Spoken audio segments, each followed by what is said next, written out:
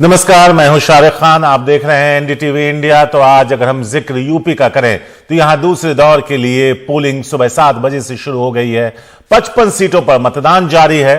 कई ऐसे दिग्गज हैं जिनके भाग्य का फैसला आज होना है। क्या है ग्राउंड पर हालात? हमारे दो संवाददाता हमारे साथ हैं। रविश रंजन शुक्ला सहारनपुर से हैं, वहीं बरेली में सौरभ शुक्ला मौजूद है। रविश, अगर हम पिछले बार के आंकड़ों पर नजर डालें, बसपा खाता भी नहीं खोल पाई थी। सपा के 21 उम्मीदवार दूसरे नंबर पर रहे थे। कांग्रेस के साथ चुनाव लड़ा था, कांग्रेस सिर्फ 2 सीटें जीत पाई। ओवैसी की पार्टी AIMIM 12 सीटों पर लड़ी, 11 पर जमानत जब्त हो गई। इस बार 19 सीटों पर है। यह पूरा जो जहां भी चुनाव हो रहे हैं, जिन जिन डिस्ट्रिक्ट्स में 55 सीटों में, वो ज्यादातर मुस्लिम बहुल हैं। ऐसे में ओवैसी का कितना असर है और क्या मुस्लिम मतदाता जो यहां अच्छी खासी तादाद में हैं वो बट रहे हैं पिछली बार की तरह, या सब एक साथ किसी एक पार्टी के पीछे खड़े हैं? जी देखिए शारिक, जैसा कि आपने कहा कि ओवैसी की पार्टी की पिछली बार भी ज्यादातर उम्मीदवारों की जमानत जब्त हो गई थी और इस बार भी मुझे लग रहा है कि ज्यादातर उम्मीदवारों की जमानत जब्त होगी, क्योंकि इस बार जो ग्राउंड पर यह लग रहा है कि मुस्लिम मतदाताओं ने ये मन बना रखा है कि ज्यादातर जो वोट है उनका वो समाजवादी पार्टी को देने का। यही वजह है कि तमाम सारे लोगों से हमने जब बात की तो उनका ये कहना था कि पिछली बार से इस बार इसलिए जो है वो बिल्कुल जो ये चुनाव है ये अलग है, क्योंकि पिछली बार बीएसपी और समाजवादी पार्टी के बीच में मुस्लिम मतदाताओं के वोटों का बंटवारा हुआ था। इस बार मुझे लग रहा है कि वो बंटवारा जो है वो नहीं होने के चांस है और इसी के वजह से बीजेपी को, माफ करिएगा, बहुत ही कड़ी टक्कर मिल रही है पश्चिमी उत्तर प्रदेश में खास तौर पर। अब अगर सहारनपुर की बात करें तो शारिक, देवबंद में जहां पर 60% से ज्यादा मुस्लिम मतदाता हैं, वहां पर भी बीजेपी ने 2017 में उनके जो प्रत्याशी हैं जीत गए थे, क्योंकि वहां पर बीएसपी और समाजवादी पार्टी की तरफ से 2 जो है वो मुस्लिम उम्मीदवार थे। तो इसके चलते मुस्लिम वोटों का बंटवारा हुआ और उसका फायदा बीजेपी को मिला। सहारनपुर की अगर हम बात करें तो इसके वजह से 7 में से जो है वो 5 सीटों पर जो है वो बीजेपी ने जीत हासिल की थी, 4 सीटों पर, माफ करिए, जीत हासिल की थी। तो इस बार ये लग रहा है कि वोटों का बंटवारा नहीं होगा और यही वजह रही कि पश्चिमी उत्तर प्रदेश में बीजेपी ने हिंदू वोटों के ध्रुवीकरण की बहुत सारी कोशिशें की। जिन्ना का बार बार नाम लिया, मुगल का बार बार नाम लिया, कानून व्यवस्था को एक मुद्दा बनाया, लेकिन उसके बावजूद जो जमीन पर वो हिंदू वोटों का ध्रुवीकरण उस तरीके से नहीं हुआ है जिस तरीके से बीजेपी चाह रही थी। अब अगर मैं सुबह की तस्वीर दिखाऊं 8 बजे की, तो आप देखिए कि तमाम सारे वोटर जो है वो अब निकलना शुरू हो गए हैं सहारनपुर के, और कोविड प्रोटोकॉल का पालन करते हुए सारे लोग यहाँ पर वोट डालने के लिए आ रहे हैं लगातार, आप देख सकते हैं। तो इस बार सियासी जो मुकाबला है वो बीजेपी का बहुत ही कड़ा है, क्योंकि जो दूसरा चरण है वैसे भी ये माना जा रहा है कि इसमें समाजवादी पार्टी और आरएलडी गठबंधन जो है वो मजबूत है। तो देखना होगा कि पिछली बार की तरीके से क्या वही स्ट्राइक रेट बीजेपी का होता है कि नहीं, लेकिन ये साफ है कहीं ना कहीं कि हर जगह से चुनौती मिल रही है। धर्म सिंह सैनी जो कि 4 बार से विधायक रहे हुए हैं, पिछली बार बीजेपी से चुनाव जीते थे, 2 बार मंत्री रह चुके हैं, उन्होंने भी हवा की स्थिति भांपी और अंतिम समय में बीजेपी को छोड़कर समाजवादी पार्टी में चले गए। पिछली बार बीजेपी से जब वो लड़े थे तो इमरान मसूद से महज 4000 वोटों से उन्होंने जीत हासिल की थी। तो इस बार उन्होंने समाजवादी पार्टी में वो चले गए और इमरान मसूद का टिकट कट गया, वो नहीं लड़ पाए। तो एक बहुत जो सियासी समीकरण है वो बदलते हालात के साथ में नेताओं ने भी भांपा और यही वजह रही कि ऐन चुनाव के ठीक पहले जो है तमाम सारे नेता जो है वो बीजेपी छोड़कर समाजवादी पार्टी में गए, कुछ लोग कांग्रेस छोड़ के बीजेपी में आए। तो ऐसे चीजें चली हैं। कुछ लोगों से हम बात करने की कोशिश करेंगे। सर, आप तो काफी बुजुर्ग हैं, सुबह सुबह यहाँ पे 82 ईयर्स का हूँ। अच्छा, 82 ईयर के। तो पोस्टल का आपने यूज नहीं किया? जो पोस्टल अभी मैं इस लायक हूँ, चलने फिरने लायक। अच्छा बहुत अच्छी बात की। अच्छा सर, ये बताइए कि क्या दिमाग में चल रहा है, किन मुद्दों को लेकर आप लोग वोट करने के लिए आए हैं? मुद्दे तो बहुत से होते हैं, मतलब ये सब डिस्क्लोज थोड़ी किया जाता है साहब को। अच्छा हाँ, मुद्दे तो भाई आजकल तो सब में समय ईमानदारी सब में बड़ी चीज है अपना। अच्छा हाँ, ईमानदारी। हाँ, जो भी सरकार आए ईमानदार आए तो सारे काम अपने आप ठीक होंगे। अच्छा, और महंगाई, बेरोजगारी, शिक्षा, स्वास्थ्य, ये तो देखिए सर, जो भी गवर्नमेंट आती है दूसरे की बुराई करती है। अच्छा हाँ, चाहे वो कोई भी गवर्नमेंट हो तो दूसरे के अपोजिशन का है। हमारे डेमोक्रेसी में ये चीज है ही, जो opposition is a healthy sign. अच्छा। तो वो अगर जितना अपोजिशन करेंगे उतना ही मैं समझता हूँ देश प्रोग्रेस। चलिए, ये बड़ा अच्छा लगा कि 80 साल की उम्र में पहले मतदान, 82 फिर जलपान वाले आप जो है। मेरी 82 मैं 82 दिखाऊंगा। नहीं नहीं, ओ वो तो दिखा नहीं, हमारी ग्रैंड डॉटर कर गई वो। अच्छा, वो भी कर गई। चलिए, बहुत बढ़िया है, बहुत जागरूक फैमिली है जो जलपान से पहले मतदान में भरोसा रखती है, और यही होना चाहिए। लोकतंत्र की यही खासियत है कि लोगों को बाहर निकलना चाहिए, मतदान करना चाहिए, क्योंकि यही एक 5 साल में ऐसा मौका होता है शारिक, जब नेता आपके दरवाजे पर आता है, आप नेताओं से सवाल पूछ सकते हैं, और अगर आपकी नाराजगी है तो 5 साल के बाद वोट देकर आप निकाल भी सकते हैं। तो बहुत अच्छे माहौल में शांतिपूर्ण तरीके से सहारनपुर में मतदान चल रहा है। 10 तारीख के नतीजे बताएंगे कि कौन सी पार्टी कितना वोटरों को अपने अपने पक्ष में समझाने में कामयाब रही है।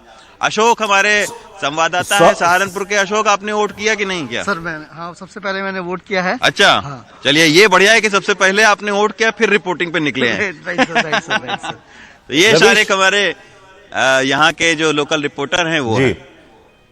रविश, आप बने रहे हमारे साथ। सौरभ शुक्ला भी हैं जो इस वक्त बरेली में है। सौरभ, पिछली बार 55 सीटों में से 38 सीटें बीजेपी जीतने में कामयाब रही थी। 25 उम्मीदवार बदल दिए, 10 सिटिंग एमएलए का टिकट काट दिया। 54 सीटों पर वो इस बार मैदान में हैं।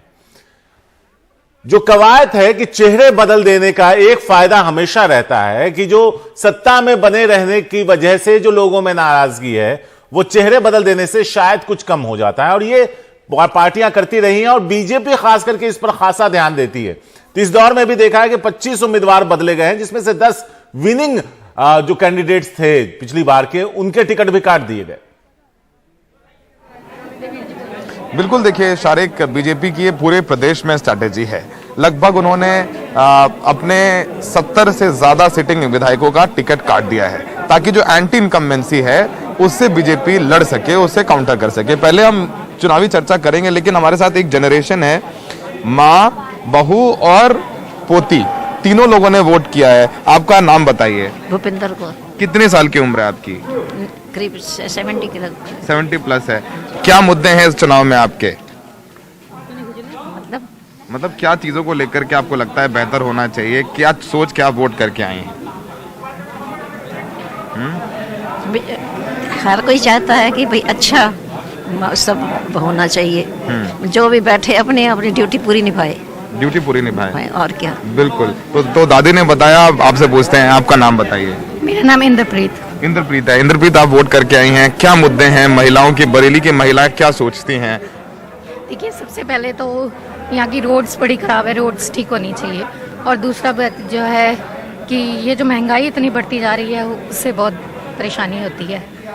सिलेंडर के दाम ही आप देखिए कितने बढ़ गए हैं, तो बाकी राशन वगैरह दिखे तो जो गरीब लोग होते हैं उनको फिर कितनी दिक्कत होती है। तो महंगाई और सड़कों का मुद्दा है। हाँ जी, यहाँ पे पुलिया है, उसके जब बारिश होती है तो इतना पानी भर जाता है ना कि निकलना मुश्किल हो जाता है।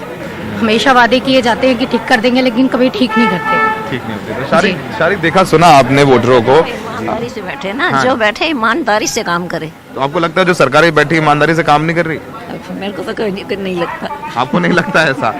तो शारिक, देखिए, हम लोग भले ही हम देखेंगे जब पश्चिमी उत्तर प्रदेश की बात की जाती है, चुनाव का एनालिसिस करते हैं, तो हम लोग अक्सर जाट और मुसलमान में फंस के रह जाते हैं। लेकिन आप देखिए, यहाँ पर इन दोनों लोगों से, वोटरों से बात की, दोनों महिलाएं हैं, इनके जो मुद्दे हैं वोट करने के, बड़े लोकलाइज मुद्दे हैं। ये एक पुलिया की बात कर रही है जहाँ पानी भर जाता है, और ये मुद्दे हैं। पिछली बार बीजेपी की लहर थी, इसमें कोई दो राय नहीं है, और इसीलिए बीजेपी को लगता है कि बीजेपी को जो वोट पड़ता है वो कैंडिडेट पे वोट नहीं पड़ता, वो मोदी के नाम पे वोट पड़ता है, इसीलिए वो इतने बड़ी तादाद में टिकट भी काट देते हैं, और ये बीजेपी की ताकत भी है। लेकिन इस बार हर कॉन्स्टिट्यूएंसी पे, हर सीट पर बराबरी की लड़ाई है। आप देखिए, जहां जिन जिलों में आज वोटिंग हो रही है, वहां पर मुस्लिम मतदाता बहुत असरदार है। लगभग 50% मुस्लिम मतदाता है रामपुर में, लगभग 45 से ज़्यादा, लगभग 40 से 45% है सहारनपुर में। 25% बरेली में है, अमरोहा में 40% है, मुरादाबाद में भी 41% है। तो ऐसे में जो मुस्लिम मतदाता हैं, यही वजह आप देखेंगे कि मुख्यमंत्री योगी का कल का एक ट्वीट देख लीजिए। मतलब उन्होंने कहा कि गजवाए हिंद नहीं बनने देंगे, ये प्रदेश शरिया से नहीं चलेगा, संविधान से चलेगा। तो कोशिश यही है कि एक दिन पहले जब पश्चिमी यूपी में उन सीटों में मतदान हो रहा है जहां पर मुस्लिम मतदाता जरूरी हैं, तो यहां पर ध्रुवीकरण कराया जाए, इसका फायदा बीजेपी को मिले।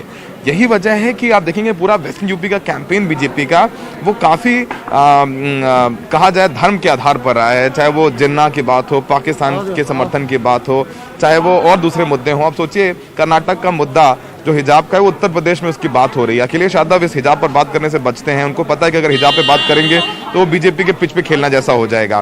तो ये एक बहुत इंपॉर्टेंट है। जैसे बरेली में है, बरेली में मुस्लिम मतदाता 25% है, तो यहाँ पर 9 सीटें हैं। पिछली बार बीजेपी ने 9 की 9 सीटें जीती थी, बदायूं में 6 में से 5 सीटें जीती थी। तो ऐसे में बहुत महत्वपूर्ण हो जाता है शारिक कि बीजेपी के लिए कैंडिडेट इस बार इंपॉर्टेंस रख रहे हैं, क्योंकि इस बार अखिलेश यादव ने भी जैसे यहाँ से सुप्रिया एरन को टिकट दिया है, जो बरेली कैंट से हैं, पहले वो कांग्रेस में थी, यहाँ की मेयर रह चुकी हैं। उनके हस्बैंड प्रवीण एरन ने संतोष गंगवार को हरा दिया था, 8 बार के सांसद हैं। तो यहाँ पर भी सियासी समीकरण बहुत महत्वपूर्ण हो जाते हैं। रणदीप, आपने कवर करते रहे हैं पूरी तरीके से बरेली को। बरेली में इस बार कुछ लोगों को लग रहा है बदलाव है, कुछ मोहभंग हुआ है, या बीजेपी की लहर आपको दिखती है उन खासकर शहरों में? पिछली बार की तरह लहर तो नहीं है, क्योंकि लोगों को चीज़ें दिखाई दे रही हैं, लेकिन जहाँ जहाँ पे उनको लग रहा था कि ये इस बार हार जाएंगे, उन्होंने अपनी सीटें काट के दूसरों को दे दी है। जैसे यहाँ के भी बरेली कैंट की भी टिकट काटी है, चेंज किए, बदल उनको चेंज किया, और अब काफ़ी साफ सुथरे व्यक्ति हैं वो जिनको टिकट मिली है, और व्यापारी वर्ग के व्यक्ति हैं तो उनको बेनिफिट मिलेगा मेरे ख्याल से। वो अच्छा, बरेली की ग्रामीण सीटों में बताइए, भगवती शरण गंगवार हार गए थे पिछली बार नवाबगंज से, और लगभग कितने 5 बार पहले जीत चुके हैं। सब पार्टी पार्टी से। हाँ। वहां पर क्या है, नवाबगंज में क्या स्थिति? नवाबगंज में समाजवादी की मुझे लगता है कि भगवत शरण जीत जाएंगे। अच्छा, हाँ, उम्मीद यही लग रही है कि वो जीत जाएंगे इस बार। ग्रामीण क्षेत्रों में क्या समाजवादी पार्टी इस बार मजबूत नजर आ रही है आपको, बरेली की बात करें तो? हाँ, एक पशुओं का बहुत बड़ा मुद्दा है कि पशु जो आवारा पशु हैं वो खेतों में घुस जाते हैं, तो ये किसानों के लिए और उनके लिए बहुत बड़ा मुद्दा है। तो इस पे कंट्रोल ये कर नहीं पा रहे हैं, तो उसका लॉस होगा, इनको लॉस होगा। देखिए यही बात है। और आखिरी पॉइंट जो शारिक हम बताना चाहेंगे, तराई की जो बेल्ट है, चाहे वो बरेली के बात हो और दूसरे इलाके हो, यहाँ पर सिख पॉपुलेशन भी है। और जिस तरीके से आशीष मिश्रा की बेल हुई है 10 तारीख को, तो यहाँ पर अभी बहुत लोग जो थोड़ा मूडी बना रहे थे, उनको लग रहा है कि नहीं, यहाँ ये किसानों के साथ नहीं है सरकार। तो बीजेपी के लिए वो जो बेल की भले वो कोर्ट ने दी हो, लेकिन वो टाइमिंग थोड़ी सी गलत हो गई है। तो यही कोशिश बीजेपी की है, किसी का ध्रुवीकरण कराया जाए, जहां पर 40% मतदाता हैं मुस्लिम, उनके खिलाफ जो हिंदू मतदाता है 55 से 56% है, वहां पे पोलिंग परसेंटेज बढ़ाया जाए, ध्रुवीकरण कराया जाए, जिससे बीजेपी को फायदा मिले। लेकिन इस बार देखिए मुसलमान बहुत साइलेंट है, चाहे वो हिजाब का मुद्दा हो, चाहे वो जिन्ना का मुद्दा हो, मुसलमान बयान नहीं दे रहे हैं। उनको पता है कि इस बार चुनाव में अगर उनका जो शांति है, उनकी जो चुप्पी है, वो कहीं ना कहीं उनके लिए बेहतर है और वो ध्रुवीकरण को बचा सकती है। तो देखना है, काफ़ी कोशिश की है समाजवादी पार्टी और राष्ट्रीय लोकदल ने कि ध्रुवीकरण ना हो, और बहुत सारी सीटों पर इन्होंने भी बहुत सोच समझ करके अपने कैंडिडेट्स उतारे हैं। जैसे रामपुर में अब्दुल्ला आजम लड़ रहे हैं, उनके सामने इकलौता मुस्लिम जो कैंडिडेट है वो हमजा है, नवेद मियाँ का बेटा, वो उसको अपना दल ने टिकट दिया है अनुप्रिया पटेल की। आजम खान खुद चुनाव लड़ रहे हैं जेल से, ताकि अपने सारे बड़े नेताओं को उतार रखा है उन्होंने, ताकि आजम खान, जो कि आप ओवैसी की बात कर रहे थे, ओवैसी ने रामपुर में आके आजम खान की बात की कि आजम खान के लिए समाजवादी पार्टी ने कुछ नहीं किया। और ओवैसी अपनी स्पीचेस में जो उनके भाषण रहते हैं वो समाजवादी पार्टी पे काफ़ी हमलावर रहते हैं। वो अखिलेश से पूछ रहे हैं कि हिजाब पे क्यों नहीं बोल रहे हैं। तो ऐसे में तो ऐसा लग रहा है कि मुस्लिम मतदाता क्या डिवीजन होगा, नहीं होगा, लेकिन खामोश है मुस्लिम मतदाता। उसे पता है कि अगर बीजेपी को हराना है तो एक विशेष दल जो सबसे ज़्यादा लड़ाई में दिख रहा है उसके पास जाना है। तो मुसलमान भी सोच रहा है कि वोट डिवाइड ना हो। ओवैसी की पूरी कोशिश है कि वो इस बार सिग्निफिकेंट वोट ले लें। कितने कामयाब होंगे 10 तारीख को पता चलता है, लेकिन जो हम प्रचार कवर करते हैं, जब हम लोगों से बात करते हैं, ऐसा लगता नहीं है कि ओवैसी को लोग सुनने आ रहे हैं। उत्सुकता है कि ओवैसी दिखते कैसे हैं, उनको सुनते हैं, लेकिन वोट मिलेगा एक बहुत बड़ा सवाल है। शारिक, शुक्रिया रवीश और सौरभ, आप दोनों का। हम वापस आप तक फिर से लौटेंगे, लेकिन फिलहाल पोलिंग जारी है उत्तराखंड, गोवा और यूपी।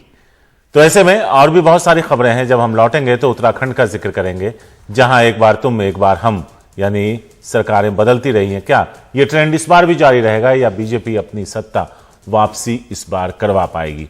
फिलहाल वक्त एक छोटे से ब्रेक का है।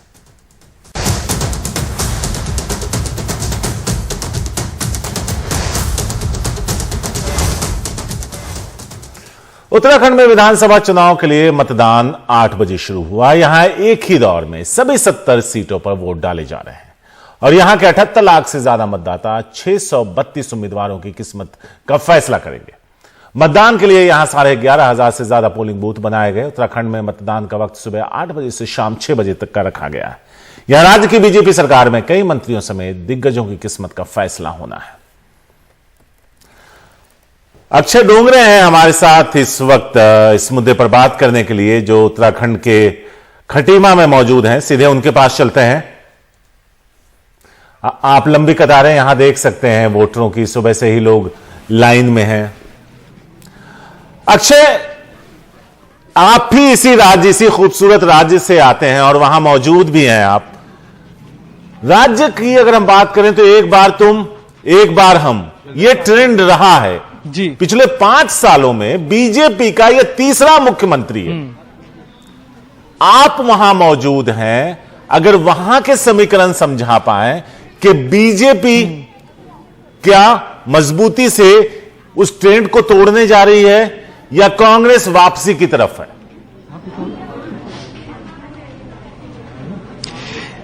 शारिक, इस वक्त मैं खटीमा में मौजूद हूं और यहीं से मुख्यमंत्री पुष्कर सिंह धामी चुनाव लड़ते भी है और यहीं से वो विधायक भी रहे हैं पिछले 10 साल से। कुछ ही समय में वो खुद यहाँ पर वोट डालने आएंगे और आप देख सकते हैं लंबी लंबी कतारें यहाँ पर लगी हुई है। वोटर्स सभी वोट डाल चुके हैं। अगर आप दिखा पाए वो निशान, एक बार दिखा पाए आप कि आप सभी ने वोट डाल दिया, तो ये वोट किस चीज के लिए मेनली डाला गया है? सबसे बड़ा मुद्दा आप लोगों का क्या था इस वोट को डालने का? क्योंकि बेरोजगारी एक मुद्दा रहा है राज्य में, पलायन मुद्दा रहा है, महंगाई बढ़ रही है, वो एक मुद्दा रहा है। आप लोगों ने किसको देखते हुए वोट डाला, कैंडिडेट या फिर मुद्दे? कैंडिडेट को देखते हुए भी, और नया मंत्री जी बने हैं तो उनके लिए एक मौका और चाहिए, देना चाहिए, भरपूर मौका देना चाहिए। तो एक मौका आप चाहते हैं और देना चाहिए। हाँ, आप बताइएगा, आप घर पे जो भी घर के खर्चे होते हैं, कुछ महंगाई बढ़ी भी है, एलपीजी सिलेंडर एक बहुत बड़ा मुद्दा रहा है। हाँ, महंगाई तो बढ़ी है, तो महंगा बढ़ी है, अब महंगा थोड़ा कम करना चाहिए क्योंकि गरीब लोग हैं और जो पुष्कर सिंह धामी है कम करेंगे, इसको एक मौका देना चाहिए। आपको लगता है एक मौका देना चाहिए? हाँ, आप बताइएगा माता जी, क्या इस इलाके की समस्या क्या है, परेशानियां क्या होती है यहाँ पे लोगों की? परेशानी यही होता है, हमारा कोई बच्चा के कोई काम धाम नहीं आए है, हम लोग गरीब आदमी आए, कहाँ क्या करे, बाहर जाता है विदेश, गुजरात, बॉम्बे, उधर उधर काम करता है, या फिर कोई काम नहीं मिलता है। अच्छा, तो पलायन एक बड़ा मुद्दा है। आप बताइएगा सर, कैंडिडेट यहाँ पे कैंडिडेट को देखकर वोट डाला जा रहा है फिर मुद्दों को देखकर, जैसे लोगों के जो मुद्दे हैं? नहीं, कैंडिडेट तो अलग चीज है, लेकिन मुद्दे हो गया, अपना विकास हो गया, इस मुद्दे पे वोट दिया जी। हाँ। तो सबसे बड़ा आपके हिसाब से सबसे बड़ा मुद्दा क्या रहा है इस इलेक्शन में? सबसे ज्यादा आप क्या देखना चाहती है, मतलब क्या बदलाव? विकास किस टर्म्स में विकास, मतलब इंफ्रास्ट्रक्चर की बात की जाए, पहाड़ों की बात की जाए? हाँ, इंफ्रास्ट्रक्चर तो मतलब मुद्दे भी रहे हैं, तो कैंडिडेट और मुद्दे दोनों। लेकिन शारिक, अगर बात बताए आपको, जैसे आपने कहा ठीक है एकदम, कि ट्रेंड ऐसा रहा है कि हर 5 साल में सरकार बदलती है, कभी भी ये ट्रेंड नहीं टूट पाया है। लेकिन सबसे बड़े मुद्दे की बात की जाए तो वो विकास है, और खास तौर पर पहाड़ी क्षेत्र में विकास, जिसको लेकर उत्तराखंड बनाया गया था, राज्य अलग हुआ था। लेकिन उसके बाद भी आज तक हर 5 साल में सरकार इसलिए बदली जाती है क्योंकि एंटी इनकम्बेंसी रहती है, सत्ता विरोधी लहरें रहती है, और इसलिए रहती है कि सरकारें ज्यादातर काम नहीं करती, विकास क्षेत्रों में नहीं पहुंच पाता है, इसलिए दोबारा लोग कहते हैं कि सरकार बदलेंगे। अब भारतीय जनता पार्टी ने कुछ ही समय पहले, तकरीबन 6 महीने पहले, दोबारा मुख्यमंत्री को बदला था, तीसरी बार मुख्यमंत्री बदले गए थे।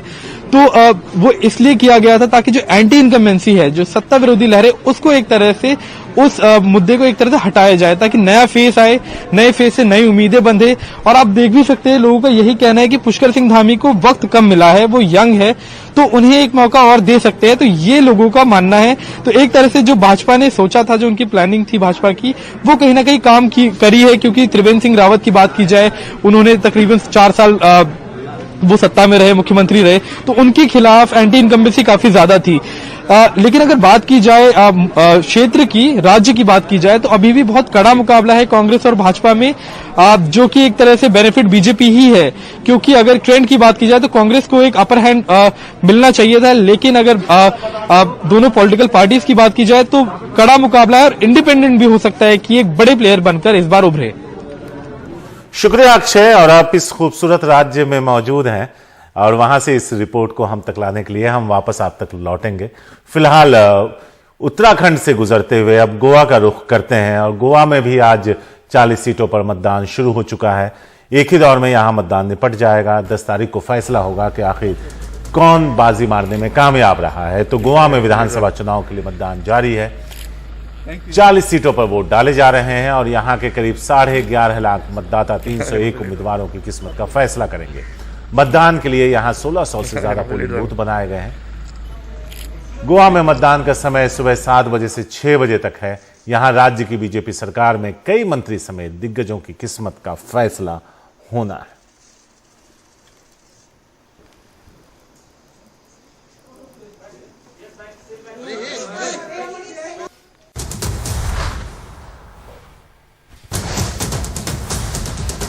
तो ब्रेक के बाद एक बार फिर से आपका स्वागत है। आज सुबह सुबह यूपी के मुख्यमंत्री योगी आदित्यनाथ ने एएनआई को एक इंटरव्यू दिया जिसमें उन्होंने 80 और 20 का जो रेशियो है उसको फिर से दोहराया और उन्होंने कहा कि इसका जाति धर्म से कोई लेना देना नहीं, हम काम की बात कर रहे हैं। 80% वो लोग हैं जो काम को पसंद करते हैं और 20% वो लोग हैं जिन्हें हर बात में परेशानी है। इसके अलावा उन्होंने कई सारे मुद्दों पर बात की है। उन्होंने कहा कि हिजाब के मुद्दे पर जो आपकी अपनी निजी राय है, वो निजी जो आपकी आस्था है वो अपनी जगह, कानून अपनी जगह। तो क्या कुछ कहा है आज उन्होंने अपने इंटरव्यू में चुनाव के दिन, आइए वो सुनते हैं। भाई मैंने तो 80-20 की बात की थी। मैंने कहा 80% बीजेपी के साथ होगा, 20% हमेशा विरोध करता है, विरोध करेगा। हमने जाति मौत मजहब की बात नहीं की थी, हमने तो 80 बनाम 20 की बात की थी। 80 वे लोग जो सरकार के सुरक्षा के एजेंडे से खुश हैं, 80 वे लोग जो सरकार के लोक कल्याणकारी और गरीब कल्याणकारी कार्यों से खुश हैं, जिन्हें विकास पसंद है, जिन्हें राज्य सरकार के द्वारा पारदर्शी तरीके से ईमानदार भर्ती की प्रक्रिया के माध्यम से अपने कार्यक्रमों को आगे बढ़ाने का अवसर प्राप्त हुआ है। उन लोगों को, जिन लोगों के जीवन में व्यापक परिवर्तन लाने का काम हुआ है और जो लोग प्रदेश सरकार के हर अच्छे कार्य को हमेशा समर्थन करते हैं, 80% वे लोग होंगे। 20% वे लोग जिनको हमेशा विरोध करना है, वे पहले भी विरोध करते थे, आज भी विरोध करेंगे, नकारात्मक सोच है, वे पेशेवर माफिया और अपराधियों के समर्थक हैं, वही रहेंगे। तो ये चुनाव तो 80 बनाम 20 का है।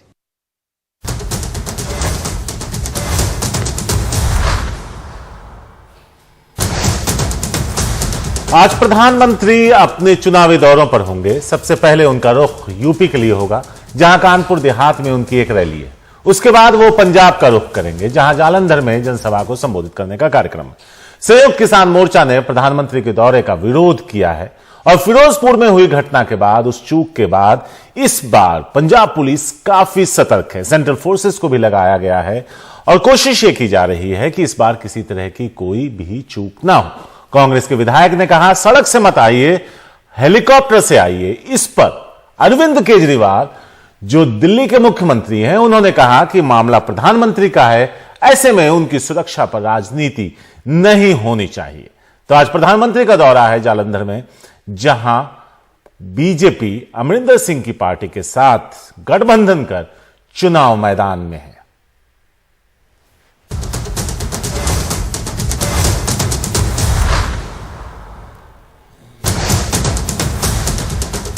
नमस्कार, एनडीटीवी इंडिया पर आपका स्वागत है। मैं हूं अदिति राजपूत और मेरे साथ हैं हमारे मैनेजिंग एडिटर मनोरंजन भारती। विधानसभा चुनाव में जहां यूपी में दूसरे चरण का मतदान है आज, वहीं गोवा और उत्तराखंड में भी आज सभी सीटों पर वोटिंग हो रही है। मतदान सुबह 7 बजे से शाम के 6 बजे तक चलेगा। हालांकि उत्तराखंड में वोटिंग 8 बजे से शुरू हो रही है। तो अगर उत्तर प्रदेश की बात करें मनोरंजन, तो 9 जिलों की 55 विधानसभा सीटों पर वोट डाले जा रहे हैं और एंटी इनकम्बेंसी फैक्टर जो है वो बीजेपी को कहीं ना कहीं लगातार कई राज्यों में झेलना पड़ रहा है। और ये जो इलाका जहां पर इस बार वोटिंग हो रही है, सहारनपुर, बिजनौर, अमरोहा, संभल, मुरादाबाद, रामपुर, बरेली, बदायूं और शाहजहांपुर, ये जो क्षेत्र है, यहाँ पर बहुत जो बीजेपी को अच्छा परफॉर्म करने की जरूरत है, क्योंकि यहाँ पे कई ऐसी सीटें हैं जो बीजेपी ने पिछले बार बड़े छोटे मार्जिन से जीती हैं।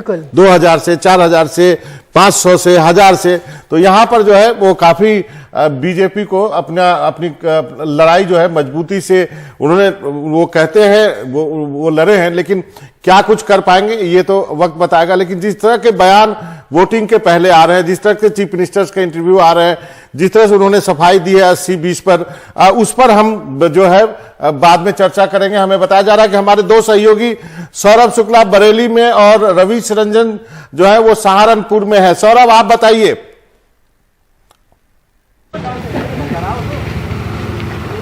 बाबा, अभी आप जो एनालिसिस कर रहे थे बहुत महत्वपूर्ण एनालिसिस है।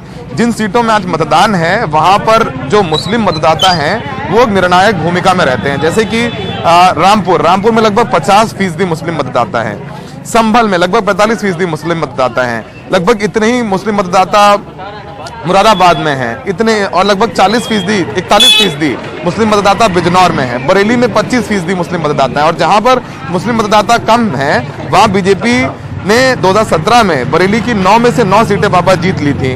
और बगल में बदायूं है, बदायूं की 6 में से 5 सीटें बीजेपी ने जीती थी। यही वजह है कि आज देखिए मुस्लिम बाहुल्य इलाके में चुनाव है, तो सुबह सुबह बड़े सुनियोजित तरीके से मुख्यमंत्री योगी आदित्यनाथ का इंटरव्यू सुबह 9 बजे बाकायदा प्रसारित किया जाता है, जिसमें मुख्यमंत्री सफाई देते हैं कि 80 बनाम 20 मेरा मतलब मुस्लिम बनाम हिंदू नहीं था। 80 वो लोग जो विकास के मुद्दों पर हमारे साथ हैं और जो 20% वो लोग जो विकास के मुद्दों को लेकर के साथ नहीं है, जो नहीं चाहते हैं कि वो विकास हो।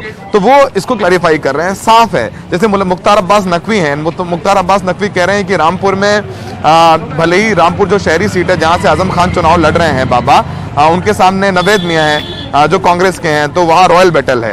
तो वहां पर मुख्तार अब्बास नकवी कह रहे हैं कि हमें मुस्लिम महिलाएं वोट दे देंगी, मुफ्त राशन है और हिजाब का मुद्दा, तमाम दूसरे मुद्दों पर मुस्लिम मतदाता उनको वोट दे देंगे। बीजेपी को पता है कि पिछली बार यहाँ 55 सीटों में से 38 सीटें बीजेपी ने जीती थी।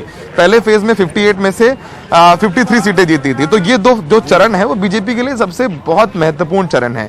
यही वजह है कि बीजेपी का जो पूरा कैंपेन देखेंगे, देखिए मुख्यमंत्री आज कह रहे हैं 80 बनाम 20 की बात, लेकिन कल उन्होंने एक ट्वीट किया था बाबा, जिसमें उन्होंने कहा था कि उत्तर प्रदेश को वो गजवाए हिंद नहीं बनने देंगे, उत्तर प्रदेश शरिया से नहीं चलेगा, उत्तर प्रदेश संविधान से चलेगा, वो रहें या ना रहें। तो देखिए रात में ये बयान आता है और सुबह ये बयान आता है। जो है बड़ी सुनियोजित तरीके से। और जब आप ये कहते हैं कि 40% मुसलमान है तो ये मत भूलना चाहिए कि 60% हिंदू भी तो है वहां पे। बिल्कुल। रवीश रंजन, आपके पास हम आना चाहेंगे सहारनपुर में। यहाँ पर भी कई दिग्गज जो हैं वो मैदान में उतरे हुए हैं। धर्म सिंह सैनी समाजवादी पार्टी में अब आ चुके हैं, उनको जो टक्कर दे रहे हैं मुकेश चौधरी। अगर बात करें तो यहाँ पर किस तरह का मुकाबला आप देख रहे हैं, और जिस तरह से बीजेपी अपनी योजनाओं की जो बात कर रही थी, जो कि कम ही करी है, दूसरे मुद्दों और ध्रुवीकरण की ज्यादा कोशिश करी, क्या वो योजनाएं कुछ हद तक यहाँ पर लोगों के पास पहुंच पाई हैं? देखिए, जो सबसे बड़ी बात है कि जो बीजेपी का शुरू से जो कैंपेन चल रहा है वो जिन्ना, पाकिस्तान, शरिया, इन्हीं सब चीजों पर चल रहा है। और इसके वजह से मैंने देखा है ग्राउंड पर ग्रामीण खास तौर पर इन सारे बयानों से नाराज हैं। उनका ये कहना है कि इस चुनाव में इस तरीके की बातें नहीं होनी चाहिए, क्योंकि तमाम सारे पश्चिमी उत्तर प्रदेश के ऐसे गांव हैं जहां मुस्लिम हिंदू आबादी रह रही है। और अब जो 2013-14 में जो दंगे हुए थे उनका दर्द भी अब लगभग खत्म सा हो गया है। तो बीजेपी की ये जरूर कोशिश रही है कि इन सारे मुद्दों को लेकर हिंदू ध्रुवीकरण किया जाए, और जितने वो तीखे बयान एक वर्ग एक संप्रदाय के बारे में वो देते हैं, उतनी ज्यादा नाराजगी जो है वो ग्रामीण इलाकों में खास तौर पर पनपती है। तो इसी के वजह से मुझे लग रहा है कि आज योगी आदित्यनाथ को ये सफाई देनी पड़ी है, क्योंकि नकारात्मक जो है वो चुनाव प्रचार बीजेपी का हो रहा है। इसका कहीं ना कहीं एक साइड इफेक्ट जो है वो बीजेपी को भुगतना पड़ेगा। सहारनपुर की अगर हम बात रवीश, एक छोटा सा सवाल है, आप इतना घूम रहे हैं वहां पर, क्या जनता समझ रही है कि नकारात्मक प्रचार नहीं होना चाहिए? क्या जनता ने आपको कहा है ये बात संक्षेप में? बिल्कुल बाबा, मैं आपको बताऊं कि सरधना में मैं गया था। सरधना का एक दादरी गांव है, गुजरों का गांव है पूरी तरीके से। कई सारे लोगों से मेरी बात हुई, उनका ये कहना था, क्योंकि जो मुस्लिम गुजर हैं वो भी वहां पर रहते हैं और हिंदू गुजर भी रहते हैं, तो उन सभी का कहना है था कि 2017 में 50-50% जो है वो बंटवारा हुआ था। 50% जो है वो बीजेपी को गया था। और इस बार वो बता रहे थे कि बीजेपी के इन सारे बयानों के चलते वो बीजेपी को नापसंद कर रहे थे। तो कहीं ना कहीं जो ग्रामीण परिवेश है जहां पर हिंदू मुस्लिम एक साथ में रहते हैं, इन सारे बयानों से वहां का जो मतदाता है उसके भीतर जो है एक नाराजगी देखने को मिली है। और मैंने आपको गांव का नाम तक बताया है कि वहां के तमाम सारे ग्रामीण से हमारी बात हुई, उनका ये कहना था कि इस बार वो बीजेपी को वोट नहीं करेंगे क्योंकि ऐसे बयानों से गांव का माहौल खराब होता है। बीजेपी ने 5 साल राज किया, बीजेपी को अपने विकास के मुद्दे पर, अपने जो काम उन्होंने करवाए हैं उस मुद्दे पर चुनाव लड़ना चाहिए, लेकिन बार बार जिन्ना का नाम लेकर। और अब आप देखिए बाबा, इसी के वजह से अखिलेश यादव ने जिन्ना हारेगा गन्ना जीतेगा का नारा दिया था। और लगातार आरएलडी की भी ये कोशिश रही थी कि कोई भी तीखे बयान न दे जिससे गांव का माहौल खराब हो। बहुत अच्छा रवि साहब ने कमाल की बात कही है। अदिति, रवि रंजन शुक्ला ने यह बता दिया है कि गांव में लोग आपसी सौहार्द रखते हैं। ये जो बांटने की राजनीति हो रही है, ये शहरी मतदाता पे ज्यादा इसका असर पड़ता है। ये रवि रंजन शुक्ला की पिछली रिपोर्टें भी हम देख चुके हैं और यही इतने दिनों से वो घूम रहे हैं, यही बताने की जो लोग बात करते हैं वो जब सामने निकल कर आती है तो वो उसका प्रभाव बहुत ज्यादा देखने को भी मिलता है। हमारे साथ कुछ मेहमान यहाँ पर जुड़ गए हैं। संत प्रकाश जाटव हैं बीजेपी से, शुचि विश्वास श्रीवास्तव हैं प्रवक्ता हैं कांग्रेस की, और कुर्बान अली हैं वरिष्ठ पत्रकार हैं। मनोरंजन। कुर्बान अली साहब, आपके पास जाना चाहूंगा, क्या आपको लगता है कि जिस दिन पोलिंग के सुबह कोई बड़ा इंटरव्यू आ जाए, हालांकि बहुत लोग इस बात पे भी चर्चा करते हैं कि जिस दिन पोलिंग है उस दिन बाकी जगहों में जो है रैलियों पर रोक लग जानी चाहिए, चलिए वो तो नहीं होता है, लेकिन सुबह सुबह एक मुख्यमंत्री जी आते हैं, कुछ अपनी बात कर देते हैं, क्या आपको लगता है कि इस सब पर अब गंभीरता से सोचने की जरूरत है? मनोरंजन जी, टू लिटिल टू लेट, बहुत देर कर दी मेहरबा आते आते। आज जब उस इलाके में जो कि मुस्लिम बाहुल्य इलाका है और आपको लग रहा है कि वहां तकरीबन आपका सुपड़ा साफ होने वाला है, तो आप ये मुस्लिम वोटरों को रिझाने की बात कर रहे हैं या वो सफाई दे रहे हैं? अगर सफाई ही देनी थी तो जिस दिन बयान आया था उसके 1-2 दिन बाद आ जाता। आज आप 15 दिन बाद ये सफाई दे रहे हैं, इस पे कौन यकीन करेगा? दूसरी चीज ये है कि ये वो इलाका है कि जिसमें 5 सांसद, 4 गठबंधन के सांसद जीते थे। अमरोहा से कुंवर दानिश अली बीएसपी, रामपुर से आजम खान, मुरादाबाद से एसटी खान और संभल से शफीकुर रहमान बर्क। तो ये बहुत बड़ा स्ट्रांग होल्ड है एसपी आरएलडी गठबंधन का। और दूसरे जो 2 जिले हैं बिजनौर और आपका सहारनपुर, ये ट्रेडिशनली बीएसपी का गढ़ रहा है। आपको याद होगा कि मायावती सबसे पहले 89 में यहीं से जीती थी और सहारनपुर से 2 बार विधायक रही जब वो मुख्यमंत्री थी। तो ये बहुत अहम चरण है, दूसरा चरण। जी एक कुर्बान अली साहब, अब हम सीधे अब संत प्रकाश जाटव के पास जाते हैं, लेकिन जाते जाते मैं बता दूं कि मुझे आपत्ति है जब कोई बोलता है कि ये मुस्लिम बहुल इलाका है। हम तो कभी नहीं बोलते कि हिंदू बहुल इलाका है। हम ये क्यों बांटते हैं कि ये मुस्लिम बहुल इलाका है? मुझे इस बात में आपत्ति है। अगले बार इस पे चर्चा करूंगा। पहले दूसरे मेहमानों के पास चलते हैं। संत प्रकाश जाटव जी, मुख्यमंत्री जी को सुबह सुबह आकर टेलीविजन पे क्यों बोलना पड़ा कि 80-20 पर सफाई क्यों देनी पड़ गई? मुख्यमंत्री जी ने जिस वक्त ये बयान दिया था तब भी उन्होंने कहा था कि ये जो 20% सरकार के विरोध में काम कर रहे हैं, हमें उसको छोड़कर के 80% पर ध्यान देने की आवश्यकता है, वो हमें जिताने वाले हैं। ये पहले भी स्पष्ट किया था। उसको गलत तरीके से ये जो विपक्ष है वो पेश कर रहा था, इस वजह से इस बात को दोबारा कह दिया। इसमें कोई फर्क नहीं पड़ता। मैं आपको आज के चुनाव के संदर्भ में एक जानकारी और दूं। मैं पिछले 2 साल से लगातार इस क्षेत्र से जुड़ा हुआ हूं। तमाम दौरे मैंने इधर किए। वहां पर मुस्लिम वर्ग जो है, जिसके बारे में अभी कुर्बान अली साहब ने कहा, तो मैं उस बात में मैं वैसे नहीं बोलना चाहता इस तरीके से, मगर ये मैं आपको स्पष्ट कर दूं कि बहुत बड़ी तादाद में ये वर्ग हमारे साथ में, भारतीय जनता पार्टी के साथ में, इसके काम के कारण से जुड़ा है। जिस तरीके से इन्होंने वहां पर सुविधाएं दी हैं उसके कारण से जुड़ा है। और यहाँ एक और मैं आपको बात कहूं, मैं भी लगातार ये जो चैनलों के माध्यम से छोटी छोटी क्लिप हमारे पास आ रही है। एक बहुत बढ़िया क्लिप का मैं आपको संदर्भ दूंगा। एक बूढ़ी माँ, वो अपने बच्चे को, लड़के को, उसने पत्रकार ने पूछा कि अम्मा किसे दे रही हो वोट? तो उन्होंने कहा कि किसी का नाम मत लेना, जाके चुपचाप कमल पे मोहर लगा देना और बाहर आकर के कह देना साइकिल पे लगाया है। तो ये इतनी बेहतरीन राजनीति का एक प्रदर्शन मैंने देखा और मैंने अपने ट्विटर और फेसबुक पे भी डाला है कि इनफैक्ट क्या है, चुनाव इसी तरीके से होना चाहिए कि आपने किसको वोट डाला और किसी को पता नहीं। और ये मन में लोगों की भावना है कि हमें कमल को जिताना है, किसी भी सूरत में जिताना है। सही बात है, साइकिल वाले भी यही कर रहे हैं सर। चलिए इस पर हम कांग्रेस के पास भी चलते हैं। शुचि जी, आपसे मैं ये जानना चाहूंगी, ये जो 55 सीटों पर आज मतदान हो रहा है, पिछली बार कांग्रेस ने 2 सीटें हासिल की थी, किस तरह से, क्या आप लोगों ने इस तरह से संगठन को मजबूत किया है कि यहां पर आप लोग अपनी मजबूत दावेदारी दे पाएंगे? क्योंकि बार बार अब जब चर्चा होती है तो सीधा मुकाबला, सीधी टक्कर बीजेपी और समाजवादी पार्टी आरएलडी का जो गठबंधन है उसके बीच नजर आ रही। कांग्रेस कहां देख रही है अपने आप को? देखिए, धरातल पर श्रीमती प्रियंका गांधी जी के नेतृत्व में लगातार कांग्रेस सक्रिय है, लेकिन चूंकि उत्तर प्रदेश में एक लंबे समय से हम सत्ता में नहीं थे, लेकिन जो कोविड पैंडेमिक में या प्रियंका जी के यूपी के इंचार्ज बनने के बाद संगठन में भी लगातार सुधार हुआ है। और खासतौर से कोविड पैंडेमिक के समय जो कांग्रेस के कार्यकर्ता सक्रियता जो थी, चाहे वो मजदूरों के अनियोजित लॉकडाउन के समय 1000 बसें हाईवे पर देना हो, चाहे हजारों परिवारों को राशन देना हो, चाहे हजारों परिवारों को उनके घर पहुंचाने की व्यवस्था हो, चाहे ऑक्सीजन कंसंट्रेटर्स इत्यादि की व्यवस्था रही हो, चाहे सोनभद्र में श्रीमती प्रियंका गांधी जी आदिवासियों के मुद्दे पर रही हो, चाहे हाथरस रेत पीड़िता के लिए उन्होंने लाठी भी सही योगी सरकार की, चाहे लखीमपुर नरसंहार में 3 दिन उनको हाउस अरेस्ट रखा बिना किसी लीगल वैलिडेशन के।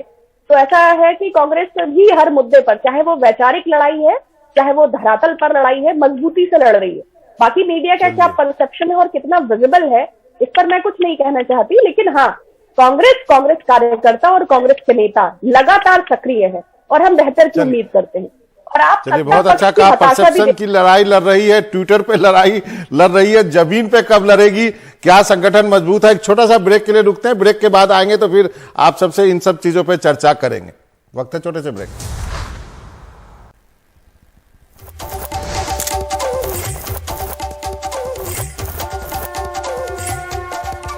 तो गोवा में विधानसभा चुनाव के लिए मतदान हो रहा है। यहां पर आज एक ही चरण में सभी 40 सीटों पर वोट डाले जाएंगे। तो क्या जो 10 सालों का राजनीतिक वनवास है कांग्रेस का, वो खत्म होगा या नहीं, ये एक बड़ा सवाल है। यहां पर करीब 11.5 लाख मतदाता हैं, 301 उम्मीदवारों की किस्मत का फैसला होगा और मतदान के लिए 1600 से ज्यादा यहां पर बूथ बनाए गए हैं। छोटा सा राज्य है और यहाँ पे केवल 40 ही विधानसभा, आप समझ सकते हैं कितना छोटा राज्य। हम अपने सहयोगी ऋषिका के पास चल सकते हैं जो कि संकुलिम विधानसभा क्षेत्र में है। आपको बता दूं, ये जो है मुख्यमंत्री का क्षेत्र है, नॉर्थ गोवा का क्षेत्र है। और एक और जानकारी दे दूं कि यहाँ पर करीब 26-27 हजार ही वोटर हैं। तो ऋषिका, मेरा पहला सवाल कि प्रमोद सावंत जो है वो आपको क्या लगता है, टफ लड़ाई है यहाँ पे? लोग, जितने भी लोगों से मेरी बातचीत हुई है उनका कहना है कि कांग्रेस बहुत अच्छी टक्कर दे रही है बीजेपी को यहाँ पे।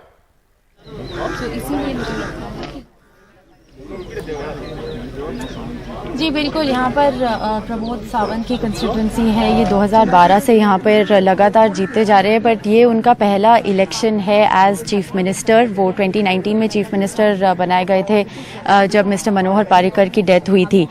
उनके टक्कर में यहाँ पे अगर बात करें तो है Dharmesh Saglani of the Congress party, जो कि लास्ट टाइम तकरीबन 2000 वोट से ही हारे थे। तो मार्जिन्स जो हैं गोवा में, जैसे आप कह रहे थे, हमेशा बहुत टाइट रहते हैं, बहुत स्मॉल रहते हैं, विच इज़ वाई गोवा एक ऐसा स्टेट है जहां पर इलेक्शन का आउटकम प्रिडिक्ट करना बहुत ही मुश्किल हो जाता है, बिकॉज अक्रॉस द 40 कंस्टिट्यूंसीज जो मार्जिन्स, विक्ट्री मार्जिन्स रहते हैं, वो कभी कभी 100 और 200 वोट भी रहते हैं। तो मुश्किल है इस बारी प्रिडिक्ट करना, लेकिन it is a tough election Bharatiya Janata party के लिए। They are battling anti incumbency, 10 साल की एंटी इनकम्बेंसी है। और ये भी एक मिनट मेरे साथ, एक्चुअली डॉक्टर प्रमोद सावंत की वाइफ है, you came here to vote, NDTV India से बात करने के लिए बहुत बहुत शुक्रिया। कैसा रहा है आपका कैंपेन? बहुत अच्छा रहा है कैंपेन, और आप रिजल्ट भी देख रहे हो। आज जो उत्साह हर एक वोटर में है वो हमें दिखाई दे रहा है। शायद वो ओपनली ना बोले आपसे, कभी कभी तो बोलेंगे ही कि भारतीय जनता पार्टी को वोट करके आए हैं, फिर भी मैं ये कहना चाहूंगी कि ये जो उत्साह है हर एक के मन में है और सभी ने ये ठान लिया है। सावंत, आपने तो ऑब्वियसली अपने हस्बैंड की कैंपेन बहुत क्लोजली देखी होगी। Has it been a difficult election? मुश्किल इलेक्शन रहा है मनोहर पर्रिकर जी के जाने के बाद। भारतीय जनता पार्टी के लिए भी मुश्किल इलेक्शन रहा है, he had big shoes to fill. Yes obviously क्योंकि हमें हमेशा मनोहर भाई जो है वो he is a tall leader in not even in Bharatiya Janata Party but in Goan politics and in the national politics. So उनके हमारे लिए to fit in to his shoes is very difficult, but yes every one has their unique way of dealing with the things. और हमने एक भारतीय Janata party के कार्यकर्ता इस नाते से बहुत अच्छी कोशिश की है और मनोहर भाई के आशीर्वाद से ही और जनता मुश्किल रहा है ये कैंपेन, ये इलेक्शन आपको लगता है मुश्किल है?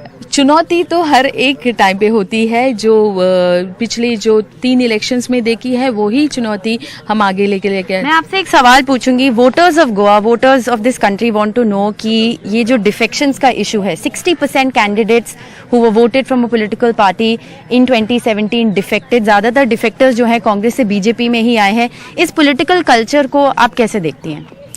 एक हमने सोचना चाहिए कि भारतीय जनता पार्टी की आइडियोलॉजी जो राष्ट्रवाद और अंत्योदय है, जिस किसी को पसंद आई है वो हमेशा से उसने भारतीय जनता पार्टी को ज्वाइन किया है. तो गोवन पॉलिटिक्स में ये है कि मतदाताओं की संख्या बहुत कम है और हर एक का संपर्क हर एक से होता है. तो जब उनको ये लगता है कि एक पक्ष जो बहुत अच्छा काम कर रहा है उनसे अगर जोड़ा जाए और स्थिरता और विकास वाली स्थिरता और विकास is the point that we will hold you upon. All the very best. Thanks very much for speaking with us. तो ये डॉक्टर प्रमोद सावंत की वाइफ थी. ये उनके साथ यहाँ आई हैं सांकली में वोट करने के लिए. जी ऋषिका, यहाँ पर केजरीवाल और आम आदमी पार्टी लगातार कैंपेन कर रही है कि अगर आप कांग्रेस को वोट देंगे तो वो चुनाव जीतने के बाद बीजेपी में चले जाते हैं. तो क्या ये बात कांग्रेस के अगेंस्ट जाते हुए नजर आ रही है? क्योंकि पिछली बार का जो चुनाव था वो हमने देखा था, उसके बाद क्या स्थिति हुई. दिगंबर कामत जो पूर्व सीएम थे, उसके अलावा कोई रह नहीं गया उनका अपनी पार्टी का जो उम्मीदवार होता है. ऐसे में किस तरह की स्थिति आप वहां पर कांग्रेस की देख रहे हैं?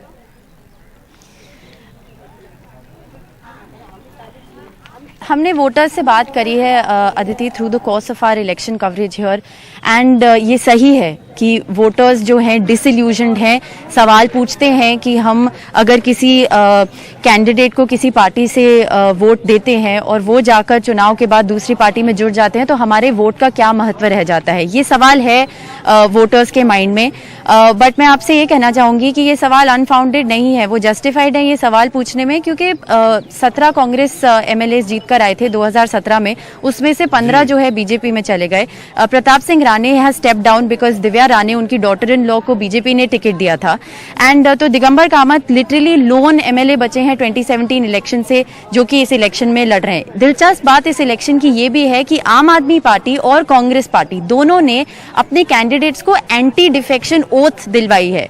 कांग्रेस के कैंडिडेट्स ने मस्जिद, मंदिर, चर्च में जाकर ओथ ली है, रिलीजियस प्लेसेस में ओथ ली है कि हम जो है इस बारी अगर आप हमें वोट देंगे तो हम कांग्रेस पार्टी छोड़ के नहीं जाएंगे. ये इस इलेक्शन का एक बहुत ही यूनिक एस्पेक्ट रहा है. But I also want to just say कि इलेक्शंस की अगर हम बात करें तो गोवा में there are many unique things about the election. यहाँ पर पिंक बूथ्स हैं, 105 पिंक बूथ्स हैं जो कि डेडिकेटेड सिर्फ विमेन संभाल रही हैं. 15 से ऊपर ऐसे बूथ्स हैं जो डेडिकेटेड सिर्फ डिफरेंटली एबल्ड संभाल रहे हैं. It's a very colourful election here in Goa. अगर बात करें an election of many first, like I say, it's going to be a tough challenge. BJP के लिए ये एक टफ इलेक्शन है. के बारे में तो हम घंटों बात कर सकते हैं, वहाँ की पॉलिटिक्स के बारे में और वहाँ का जो यूनिकनेस है इसके बारे में अगले व्हील में आपसे फिर चर्चा करेंगे. और वक्त है छोटे से ब्रेक का. ब्रेक लेने के लिए कहा जा रहा है, लेना पड़ेगा. अब उत्तराखंड की बात करते हैं, जहां पर विधानसभा चुनाव के लिए मतदान हो रहा है. यहां एक ही चरण में सभी 70 सीटों पर वोट डाले जा रहे हैं और यहां के 78 लाख से ज्यादा मतदाता जो हैं 632 उम्मीदवारों की किस्मत का फैसला करने जा रहे हैं. मनोरंजन, यहां पर धामी तीसरे मुख्यमंत्री हैं इन 5 सालों में, यानी कि कहीं ना कहीं बीजेपी को अंदाजा है कि किस तरह से उनके खिलाफ रहा है माहौल और चेहरे बदलकर एक कोशिश होती है कि जो एंटी इनकम्बेंसी फैक्टर है उससे कुछ हद तक निजात पाया जा सके. क्या धामी उस फैक्टर से निजात पाने में कामयाबी दिला सकते हैं? देखिए, बीजेपी ने कोशिश की है डैमेज कंट्रोल करने की और बीजेपी को इस बात पे उम्मीद होगा कि शायद धामी जो है वो पुल आउट कर जाएंगे, एक तरह से इलेक्शन खींच लेंगे. लेकिन ये भी सच्चाई है कि आपको दो मुख्यमंत्री बदल के तीसरा मुख्यमंत्री लाना पड़ा, और जो मुख्यमंत्री बदले गए उनमें उन्होंने एक आध में तो राइटिंग में दे दिया कि मैं विधानसभा चुनाव नहीं लड़ना चाहता हूं। तो स्थिति बहुत अच्छी आप नहीं कह सकते हैं, लेकिन चुनाव है, चुनाव में फाइट होती रहती है। ये सब परंपरागत राज्य हैं जहां पे बीजेपी बैंक करती है, छोटे राज्य हैं, और यहाँ पे आम आदमी पार्टी का जितना प्रभाव होना चाहिए था उतना शायद नहीं हुआ। इसलिए आपने देखा होगा कि उत्तराखंड में अरविंद केजरीवाल ने उतनी मेहनत नहीं करी है जितना पंजाब में उन्होंने मेहनत किया, लगातार वहां बने रहे। गोवा में भी टाइम दिया, उनको लगा शायद गोवा में भी हो जाए, लेकिन पंजाब को फोकस किया, उत्तराखंड को उतना फोकस नहीं किया, क्योंकि जमीन से उनको लगा कि शायद उनका टाइम जो है पंजाब में देंगे तो ज्यादा अच्छा रिजल्ट होगा। इसलिए आप देखेंगे यहाँ पे मनीष सिसोदिया ज्यादा थे, और ये जो सीएम के उम्मीदवार हैं अजय कोटियाल साहब की इमेज बहुत अच्छी है, वो अपनी सीट जरूर जीतेंगे, लेकिन उसके अलावा कितनी और सीट ये कहना मुश्किल है। तो वो लेकर के ये इलेक्शन जो है फंसी हुई है, और यहाँ पे कांटे का मुकाबला है, अभी देखना पड़ेगा अब क्या होता है। बिल्कुल, और हमने ये भी देखा था कि गृह मंत्री ने यहाँ पर हरीश रावत को लेकर बयान दिया था, जिसको हरीश रावत ने मनोरंजन मुद्दा भी बनाया था। तो देखते हैं ये सारी जो बातें हैं किस तरह से ये फैक्टर्स काम करेंगे, ये एक बड़ा सवाल होगा। एक छोटे से ब्रेक के लिए यहाँ पर रुक रहे हैं, और अब वक्त हो गया है टॉप 5 का। रोज हम आपको 5 खबरें दिखाते हैं, आप चुन सकते हैं अपनी पसंद की खबर। तो आज पहली खबर 80 बनाम 20 पर योगी आदित्यनाथ की सफाई आई है। उन्होंने कहा है कि किसी धर्म विशेष को लेकर उन्होंने ये बयान नहीं दिया था। दूसरी खबर, प्रियंका गांधी और चन्नी के सामने मंच पर नहीं बोले सिद्धू, उनका नाम पुकारा जाता रहा, लेकिन सिद्धू कहीं ना कहीं चुप और नाराज नजर आए।